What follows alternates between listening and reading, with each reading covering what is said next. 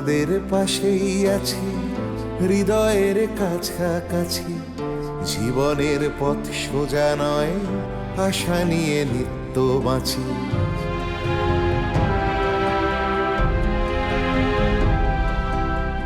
শিক্ষা ছড়িয়ে পড়ুক ভেদাভেদ শূন্য করে, এ বেলা নাই বা জুটুক, ও বেলা জুটতে পারে।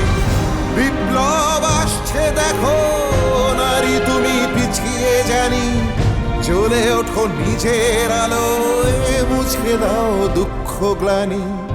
এভাবে আর থেকো না হাহাকার জড়িয়ে বুকে, আমি হাত বাড়িয়ে আছি, সাড়া দাও আমার ডাকে। আমি হাত বাড়িয়ে আছি, সাড়া দাও আমার ডাকে।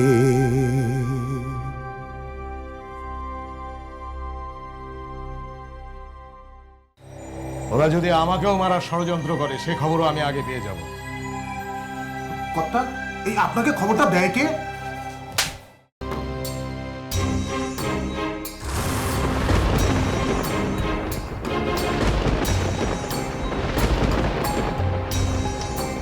তোরা তো জেনে লাভ কি? যতটুকু জানার ততটুকু ঠিকই জানতে পারবি, আর বেশি যদি জানার চেষ্টা করিস তাহলে জানতে জানতে জানোয়ার হয়ে যাবি। শোনো তর্ক, আমি অনেক বুঝে শুনেই দারোগার সাথে হাত মিলিয়েছি। মানে খুবই পরিষ্কার। দারোগা এখন খ্যাপা কুকুর হয়ে ওদের তন্ন তন্ন করে খুঁজবে। আগে ওরা নিজেরা দারোগার হাত থেকে তো বাঁচুক, তারপর তো আমাকে মারবে। কর্তা, বলছিলাম কি, আপনি ওদের অত ছোট ভাববেন না। ওরা পারে না এমন কোনো কাজ দুনিয়াতে নেই। আপনি বাঘের মুখ থেকে খাবার কেড়ে নিয়েছেন, ওরা এত সহজে ছেড়ে দেবে বলে মনে হয় না। দারোগাকে বাঁচাতে কি আমি একলা গিয়েছিলাম? তোমরাও তো গিয়েছিলে। ওরা তোমাদেরও ছেড়ে কথা বলবে না। আর তাছাড়া কেষ্ট যে পুলিশের চর, তা তো ওরা ভালো করেই জানে। ভয় লাগবে না কর্তা, আমি কি একাই চরের কাজ করি? আরো তো কত। সেই ভয়েই তো আমি মরছি। তোমাদের মারবে এটা আমি বলেছি নাকি? আমি শুধু ঘটনার ব্যাখ্যাটা করলাম। দারোগা তো আর ওদের ছেড়ে কথা বলবে না। তারপর আর কি, কিছুদিন পর যদি ওরা ধরা না পড়ে তাহলে নতুন করে আবার কিছু করার চেষ্টা করবে। তাহলে তো এখনই আমাদের একটা ব্যবস্থা করতে হবে। কর্তা, বলছিলাম কি, আপনি আপনার বেশি একটা বাড়ির বাইরে বের হবেন না, আর যদি যেতেই হয় তাহলে সঙ্গে লেঠেল নিয়ে যাবেন। আমি না হলে আবার কাকার বাড়ি কুমিল্লায় চলে যাব। কর্তা, আপনি ঢাকা বা কলকাতায় চলে যান। কৃষ্ণ কৃষ্ণ হরে হরে, গাধাটা মাঝে মাঝে সঠিক কথা বলে। মল্লিক মশাই, কেষ্ট কিন্তু ঠিকই বলেছে, সাবধানের মান নেই। যে দারোগাকে বাঁচানোর জন্য অন্যের সাহায্য লাগে, সেই দারোগা আপনাকে বাঁচাবে কি করে? আর তাছাড়া আপনাকে মারার ষড়যন্ত্রের ওই খবরটা আগে ভাগে যদি আপনার না কানে পৌঁছায়, তাহলে আমি তো কাল সকালেই পালাবো।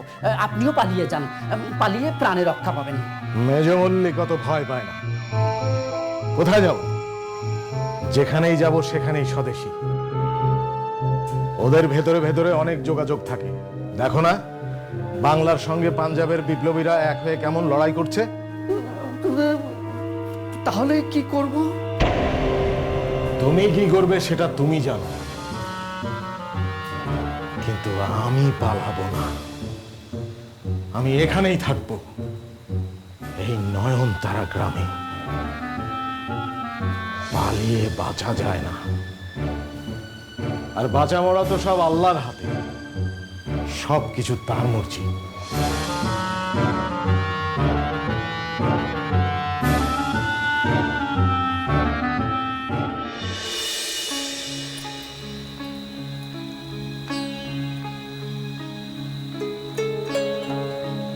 খাবার দিয়েছি, চলো খেতে চলো। যাও তো, ভালো লাগছে না। ভালো না লাগলেও খেতে হবে। খাবারের উপর রাগ দেখি কোনো লাভ আছে? হামিদা, আমার তো কথা বলতে ইচ্ছে করছে না, তুমি যাও। আমার গলা দিয়ে এখন ভাত নামবে না। আমার ভাইটা নেই, এই কথাটা ভাবতে মনটা কেমন হু হু করে ওঠে। কত শাসন করেছি, সামলানোর চেষ্টা করেছি, কিন্তু কিন্তু কিছুই করতে পারলাম না। তোমার আব্বা মা যদি তোমার ভাইকে ঠিকমতো মানুষ করতো, তাহলে আজকে তোমার ভাই এমন বদখেয়ালি হতো না। কি বলতে চাও তুমি? তুমি বুঝতে পারছো না? সব সময় তার মেজাজটাকে প্রশ্রয় দেওয়া হয়েছে। এখানে এসেও আমার সাথে মেজাজ। আজকে আজকে তার ফল হাতে নাতে পেল। ছি ছি হামিদা, তুমি বলছো এর জন্য ও এত বড় শাস্তি পেল? একবারও তোমরা আমার আমার কষ্টটা বুঝতে চেষ্টা করছো না? আমার আমার ভাইটাকে আমি বাঁচাতে পারলাম না, এ দুঃখ আমি কোথায় রাখবো?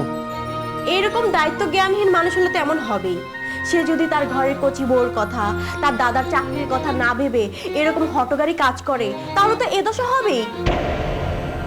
তাছাড়া তুমি এত নিশ্চিত হচ্ছ কি করে যে সুলতানের সাথে ওই সন্ত্রাসীদের কোনো যোগাযোগ নেই? তুমি তো দীর্ঘদিন ধরে ভাইয়ের কোনো খোঁজ খবরই রাখো না। এসব কথা তুমি বলো না হামিদা। আমি আমার ভাইকে চিনি, ও মানুষ মারার জন্য কখনো বন্দুক হাতে নেবে না। ও, তাহলে বন্দুক কেন তুলেছিল? বন্দুক দিয়ে গুলি করা ছাড়া আরো যে অন্য কাজ করা যায় তা তো আমি জানতাম না। আসল কথা হচ্ছে তোমার মেনে নিতে কষ্ট হচ্ছে যে তোমার ভাই একজন স্বদেশী সন্ত্রাসবাদী। তোমার আব্বা আম্মা তাকে ঠিক মতো মানুষ করতে পারেনি। গ্রামের একটা ছোট লোক গোয়া, তার তো এই পরিণতি হওয়ারই ছিল। মুখ সামনে কথা বলো হামিদা, আমার সহ্যের সীমা ছাড়িও না, না হলে না হলে কি করবে? ওই ছোট লোকদের মতো আমার গায়ে হাত তুলবে? তোমাদের তো কোনো শিক্ষা দীক্ষা নেই। বড় চাকরি করলেই ভালো মানুষ হওয়া যায় না। রক্ত তো সব একই। হ্যাঁ, আর তোমার পরিবারে তো সব পীর পয়গম্বর, শালা চোরের জাত।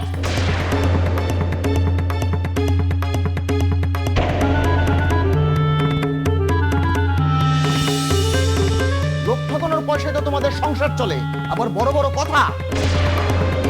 আমার পরিবার গ্রামে থাকতে পারে, কিন্তু লোক ঠকিয়ে সংসার চালায় না। শালা ফকিরের জাত, তোমার মতো মেয়ে মানুষকে আমার বিয়ে করে ভুল হয়েছে। কি কি তুমি এত বড় কথা বলতে পারলে আমাকে? হ্যাঁ পারলাম। কেন খারাপ লাগলো আয়নায় নিজের কুৎসিত মুখটা দেখতে? ভালো ফলে চুপ করে যাও, তাতে তোমারই ভালো হবে। দেখো হামিদা, আমার মন মেজাজ এমনি খারাপ আছে, আমাকে আর বিরক্ত করো না। আমাদের পরিবার দুঃখে সামিল হও সে কথা আমি তোমাকে বলছি না, কারণ তুমি যদি আমার ভাইয়ের দুঃখ প্রকাশ করো তাহলে আমার ভাই মরেও শান্তি পাবে না। তোমার এত দুঃখের কারণ তো আমি বুঝতে পারছি না। তোমার ভাইয়ের লাশ তো এখনো পাওয়া যায়নি, তো এমন হায়ুতাশ করছো কেন? আরে আগে মরেছে কিনা লাশটা উদ্ধার করো, তারপর হায়ুতাশ করো। তুমি সেটাই চাইছো তাই না? আমার ভাইয়ের লাশ দেখতে, তবেই তুমি শান্তি পাবে। আমার ভাইটা মরেছে বলে তাই না? তুমি তুমি একটা আস্ত ডাইনি। তোমার মুখ দেখতে আমার ঘৃণা করে। ছাড়! তুমি একটা আস্ত ডাইনি, তোমার মুখ দেখতে আমার ঘৃণা করে।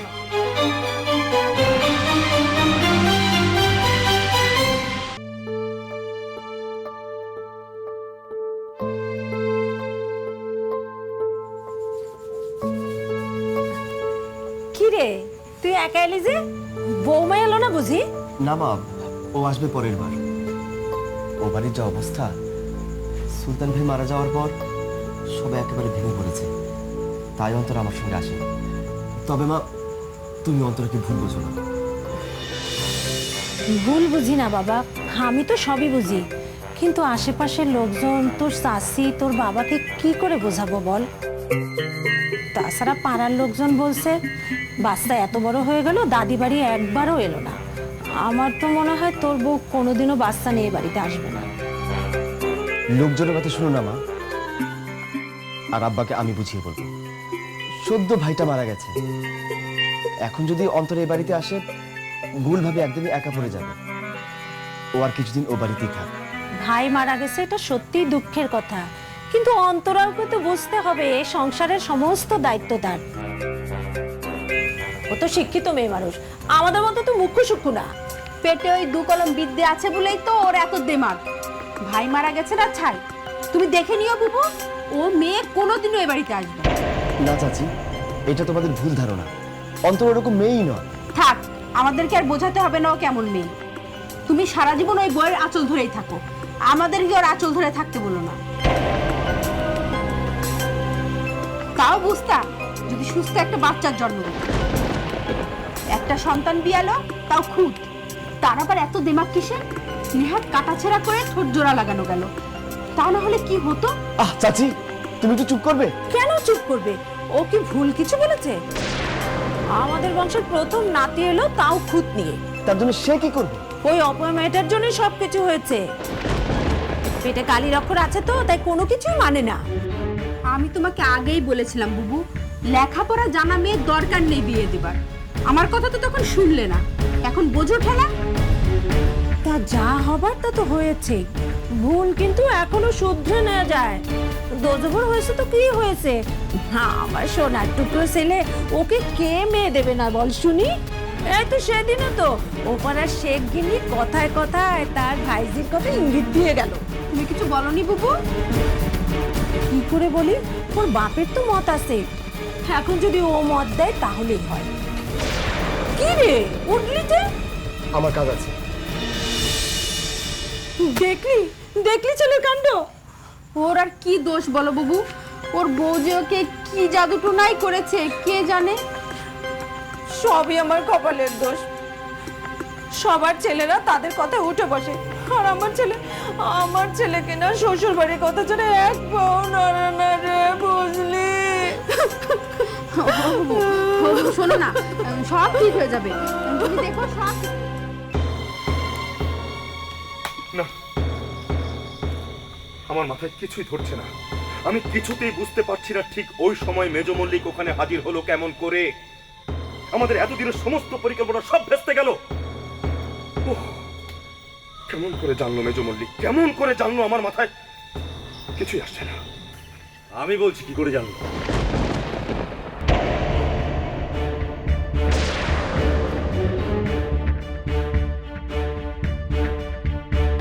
আমাদের মধ্যে কেউ মেজ মল্লিককে এই পরিকল্পনার খবরটা দিয়েছে। তুমি কি বলছো মাস্টার মশাই? আমি ঠিকই বলছি, আজ সকালে আমি নিজের কানে শুনেছি। মেজ মল্লিক বলছিল তাকে আগে থাকতেই কেউ খবর দিয়েছিল, তাই সে ঠিক সময় মতো দারোগাকে বাঁচাতে জঙ্গলে পৌঁছেছে। আমি কিছুতেই বুঝতে পারছি না আমাদের মধ্য থেকে কেউ কে কে হতে পারে। তবে সে যেই হোক দাদা, তার বেঁচে থাকার আর কোনো অধিকার রইল না। বন্ধুগণ, আমি এখনো জানি না কথাটা কতটুকু সত্য।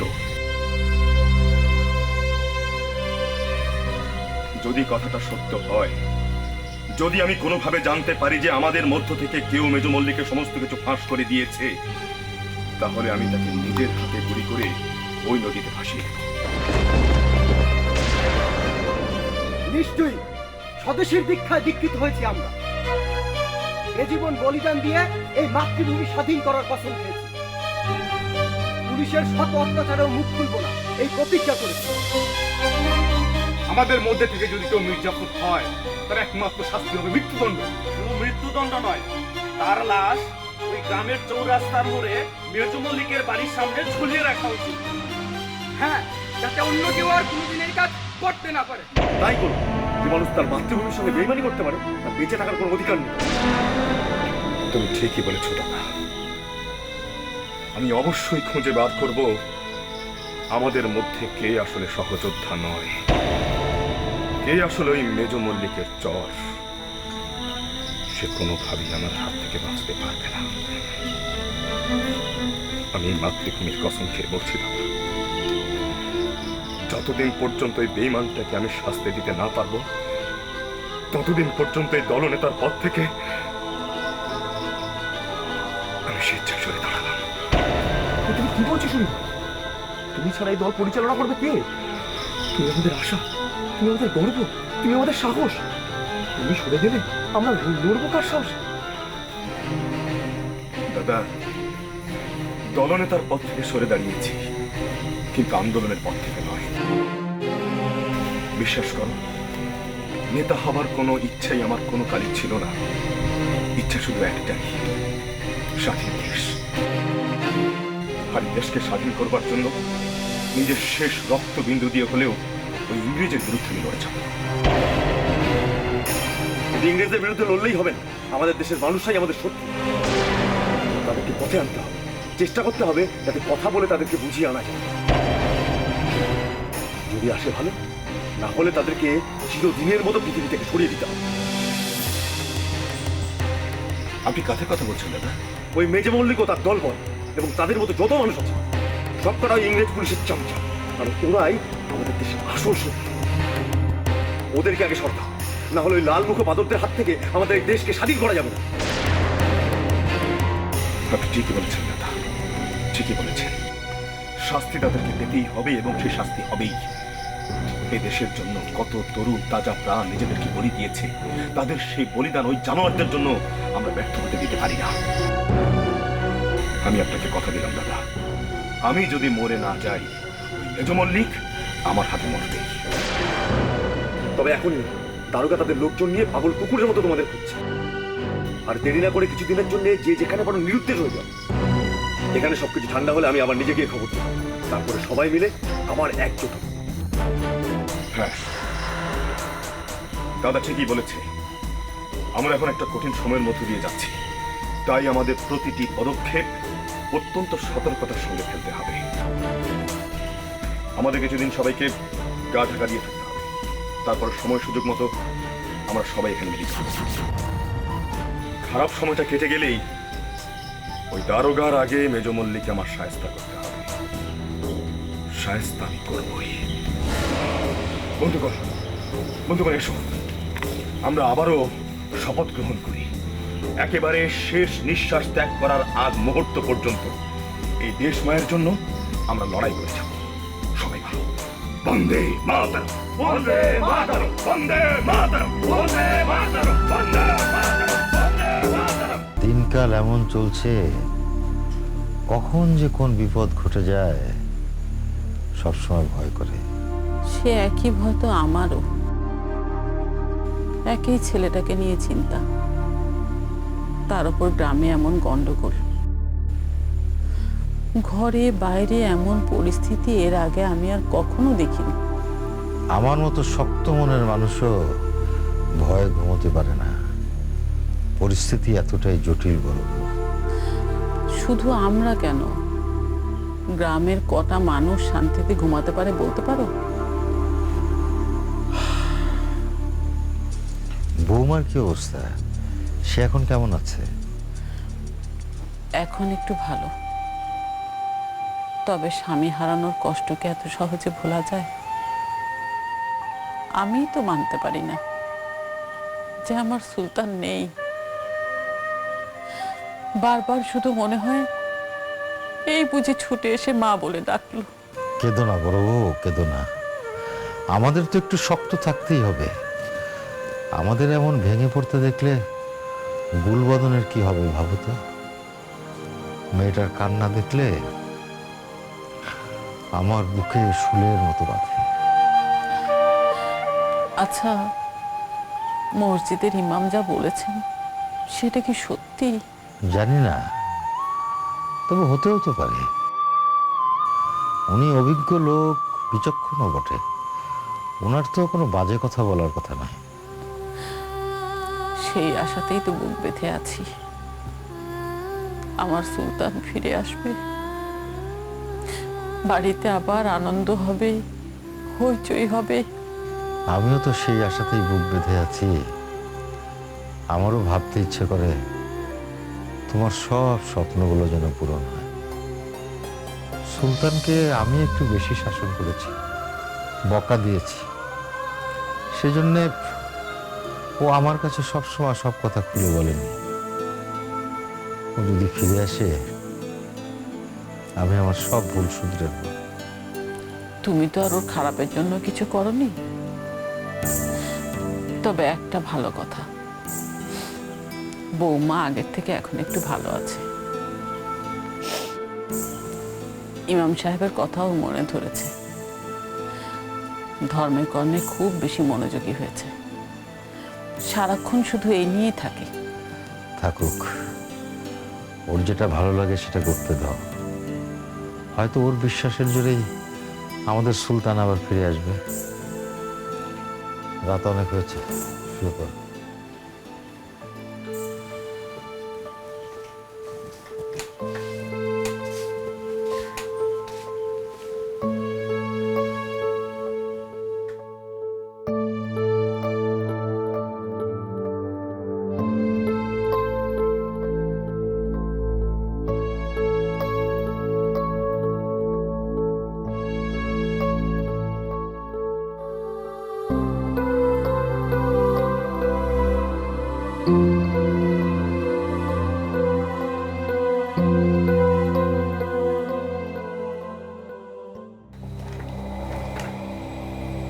এখনো খুঁজে পাইনি তো কি হয়েছে, ওদেরকে আমি খুঁজে বের করবই।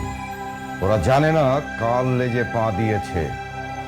আমি যাদের ছোবল মারি তারা জল খাওয়ারও সময় পায় না। সে তো ঠিকই, তবে যা কিছু করার খুব দ্রুত করতে হবে। ওদের উপর কোনো ভরসা নেই, আবার যদি না মানে প্রথমবার বিফল হয়েছে, দ্বিতীয়বার তো ওরা চেষ্টা করবেই। করুক না, দেখি ওদের কত বড় হিম্মত। কিন্তু ওরা কিচ্ছু করবে না। ওরা বুঝতে পেরেছে ওরা কত বড় ভুল করেছে। ওরা এখন সবাই লুকিয়ে আছে। ওরা জানে যে এখন প্রথম দিকে কিছুদিন তল্লাশি চলবে, তারপরে আস্তে আস্তে সব থিতিয়ে যাবে। কিন্তু ওরা এটা জানে না ওদের বুদ্ধি যেখানে শেষ, আমারটা সেখান থেকে শুরু। ব্যাপারটা ঠিক বুঝতে পারলাম না। আমি এখন কিছুদিন জোরদার তল্লাশি চালাবো, তারপরে আস্তে আস্তে সব খোঁজ খবর নেওয়া বন্ধ করে দেব। বিপ্লবীরা ভাববে ওরা যেমনটা ভেবেছিল ঠিক তেমনটাই হচ্ছে। কিন্তু তারপর আমার স্বামী কি বেঁচে আছে না মারা গেছে আমি কিচ্ছু জানি না। আমি কি সধবা না বিধবা জীবনযাপন করব আমি জানি না। এভাবে বেঁচে থাকার কি কোনো মানে আছে? তবুও বাঁচতে হয়। তোমার স্বামী তো ফিরে আসবে, কিন্তু আমার স্বামী কি ফিরবে?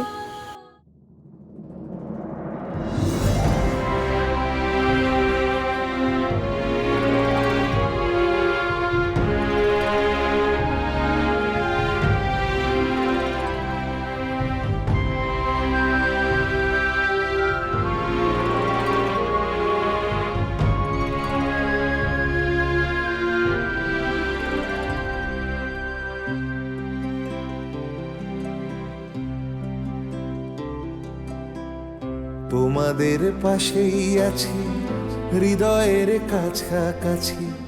জীবনের পথ সোজা নয়, আশা নিয়ে নিত্য বাঁচি।